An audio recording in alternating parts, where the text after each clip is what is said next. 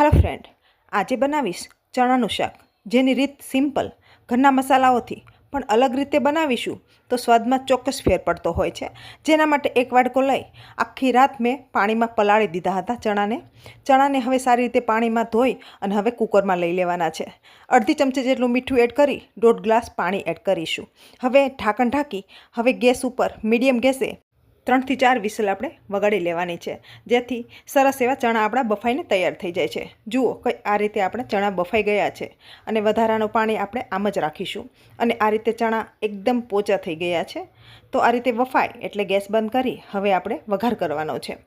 તો હવે એક વાસણમાં પોણી ચમચી ધાણા જીરું પાવડર, થોડી હળદર, 1 ચમચી લાલ મરચું પાવડર, થોડો આપણે એમાં ગરમ મસાલો, સ્વાદ પ્રમાણે મીઠું અને અડધી ચમચી કરતાં થોડો ઓછો આપણે ચણાનો લોટ એડ કરવાનો છે, જેથી સરસ એવું શાક આપણું ઘટ્ટ બને।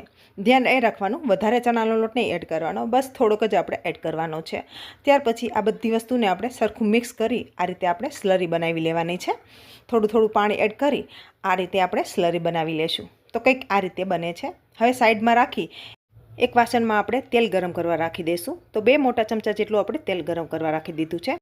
હવે તેલ ગરમ થાય એટલે અડધી ચમચી રાઈ, થોડું જીરું, તમાલપત્ર, 2 સૂકા મરચાં, થોડા મીઠા લીમડાના પાન, હિંગ સાથે આપણે વઘાર કરવાનો છે। તો 1 મોટું ટમેટું આ રીતે કટ કરી અને એડ કર્યું છે। તો હવે બધી વસ્તુને સરખી રીતે મિક્સ કરી લેવાનું છે। તો હવે એમાં આપણે અડધીથી પોણી ચમચી જેટલી લસણવાળી ચટણી એડ કરવાની છે। લસણની કળીઓ લઈ તેમાં અડધી ચમચી જેટલું કાશ્મીરી લાલ મરચું લઈ આ રીતે ખાંડી હવે આપણે એડ કરવાનું છે। થોડો ગોળ આપણે એડ કરવાનું છે, જેથી સરસ ખટમેટું એવું શાક બને છે। તો સરખું મિક્સ કરી લેવાનું છે। હવે અડધી મિનિટ જેટલું આપણે ટમેટાને ચડવા દઈશું।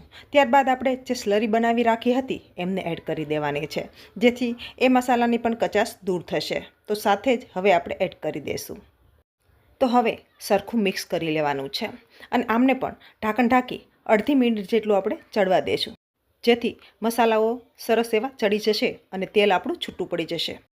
તો હવે સરસ એવી સુગંધ આવી રહી છે અને સરસ એવું ગ્રેવી પણ આપણી બની ગઈ છે, તેલ પણ સરસ એવું છૂટું પડી ગયું છે। તો આ સમયે હવે ચણાને આપણે એડ કરી દેવાના છે। પાણી સહિત જ એડ કરીશું। જેટલો રસો રાખવો હોય એટલો આપણે પાણી એડ કરવાનું છે। તો વધારાનું પાણી એડ કરવાની જરૂર નથી, બસ ચણામાં જે પાફેલું પાણી હોય એ જ એડ કરી દેવાનું છે, જેથી સરસ એવું શાક આપણું બને છે। તો બસ હવે આને પણ સરસ મિક્સ કરી અને આને ઢાંકણ ઢાંકી 2 મિનિટ જેટલું આપણે ચડવા દઈશું મીડિયમ ગેસે। 2 મિનિટ બાદ જોઈએ તો સરસ એવું ઘટ થઈ ગયું છે। જેટલો રસો રાખવો હોય એટલો રાખી દેવાનો।